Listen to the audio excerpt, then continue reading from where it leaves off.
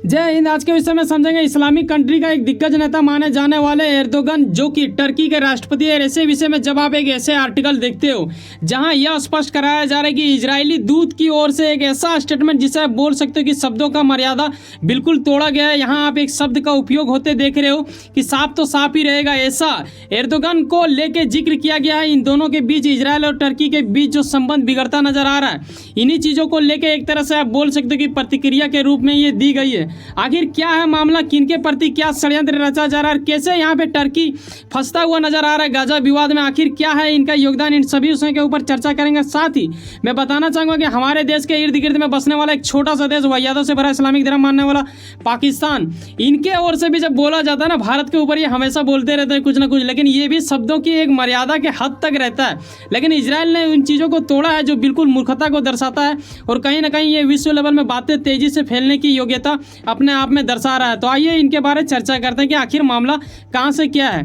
यकीनन आपको पता होगा कि विश्व के कई सारे इस्लामिक कंट्रियों में से कुछ ही इस्लामिक कंट्री इजराइल को देश की मान्यता देती है, अन्यथा बाकी देश जो छूट जाते हैं वो लोग नहीं देते हैं। उसमें से टर्की का भी नाम आता है जो इन्हें देश की मान्यता देते हैं। ऐसे विषय में कई सारे कंट्री में इनके विरोध में नारेबाजी लग रहे हैं। कहीं कोई फिलिस्तीन का सपोर्ट कर रहे हैं, तो कोई गाजा का, तो कोई इनडायरेक्टली हमास का भी सपोर्ट कर रहे हैं। लेकिन ये इन दिनों फंसता नजर आ रहा है, ये हमास की ओर मतलब कुछ बढ़ता अपने जुबानों से कुछ शब्दों की बयां कर रहा है जो कहीं ना कहीं इन्हें घेरता है। इसी वजह से शायद इजराइल इनके ऊपर काफ़ी ज़्यादा क्रोधित हो चुका है। तो इन्हें समझने के लिए हमें कुछ चीज़ों को समझना पड़ेगा, तभी जाके आप इनके बारे में समझ सकते हो।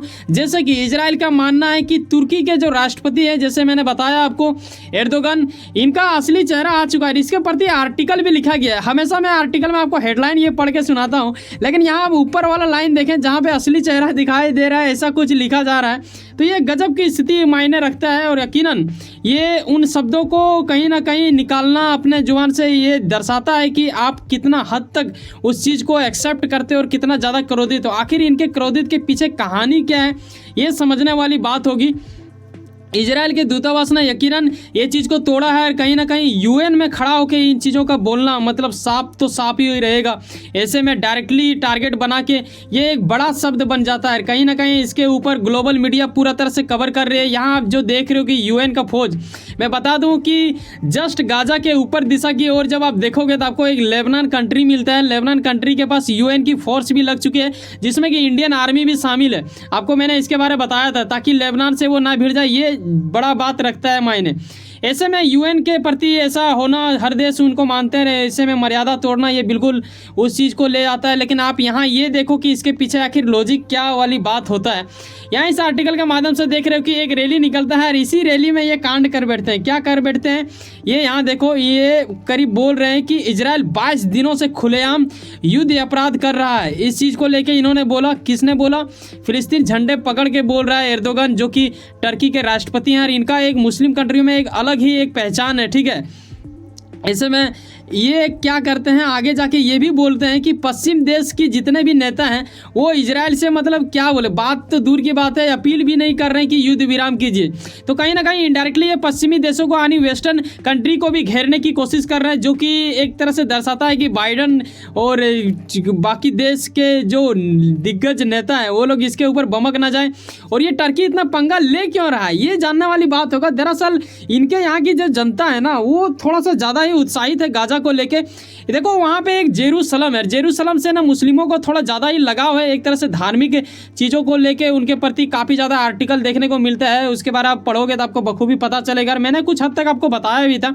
वहीं अगर आप देखें वेस्टर्न कंट्रियों में तो कई सारे, जैसे फ्रांस का अगर मैं नाम लूँ तो फ्रांस में फिलिस्तीन का झंडा उठाना या फिर लगाना भी अपराध है, ठीक है, वहाँ पर पूरा तरह से ये क्लियर कर दिया गया। लेकिन वहीं कुछ ऐसे देश हैं मुस्लिम देश जहाँ पे ये सब चीज़ की जा रही है, यहाँ तक कि भारत में भी कई सारे जगहों पे ऐसा देखने को मिला है। लेकिन आगे यहाँ पे एर्दोगन ने ये भी कहा कि हम पूरी दुनिया को बताएंगे कि इजराइल एक युद्ध अपराधी है। ये देखो इजराइल को ये टारगेट कर रहे हैं, ठीक है, यही इसका सबसे बड़ा एक तरह से बोल रहे हो कि क्या है बोलेंगे, एक आग लगाने वाले बात ये कर रहा है। दूसरा, इजराइल को युद्ध अपराधी घोषित करेंगे। यहाँ तक भी ये अगर बोलता तो चलो ठीक था, इन्होंने ये चीज़ को भी टारगेट करते हुए कहा, बोला यार इजराइल तुम हो क्या, तुम्हें तो मतलब पश्चिमी देशों ने बसाया है। मतलब ये एक आत्मसम्मान को ठेस पहुँचाने की स्थिति उत्पन्न करता है कहीं ना कहीं जब आप ऐसे शब्दों का उच्चारण करते हो।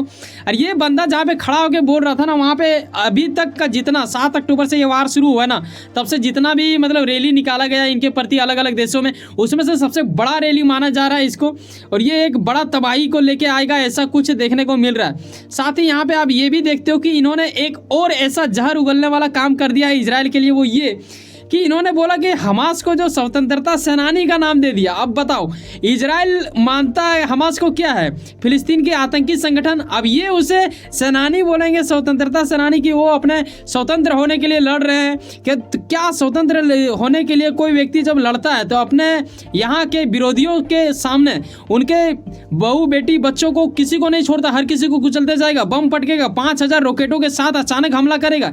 ये बिल्कुल अजीब टाइप का बात हो जाता है। तो इसी बात को इन्होंने पकड़ लिया है और इसी वजह से इन्होंने इनका तुलना साफ से कर दिया। यहाँ भीड़ देख के अंदाजा लगा सकते हो, कुछ इतना तबाही को लेके आया था और हर लोगों के मन में ये जब बात फैलेगी तो कहीं ना कहीं ये बात आगे भी बढ़ेगी, और आगे जब बढ़ेगी कोई भी बात तो फिर आपको पता है कि आगे जाके क्या होता है। खास करके पाकिस्तान इन मुद्दों में बढ़ चढ़ के हिस्सा लेता है और यही वो देश होगा जो बातों को फैलाएगा।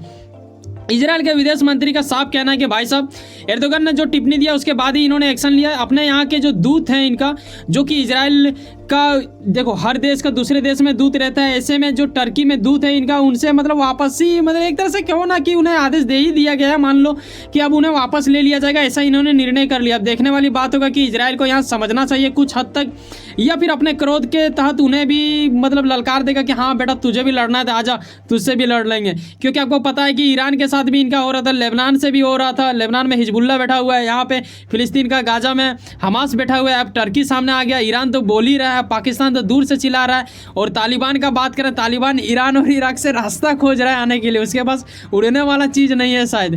तो ये गजब की स्थिति हो जाता है। यहाँ पे अब कई लोगों के मन में आएगा सर आप हंस के क्यों बोल रहे हो। देखो मैं हंस इस चीज़ को लेकर नहीं हूँ, मैं जानता हूँ कि गाजा के साथ जो भी हो रहा है थोड़ा मानवता के खिलाफ है, लेकिन मैं जो हरकत दिखा रहा है कुछ ऐसे देश, उसके प्रति यकीनन हंसी आपको भी आना चाहिए।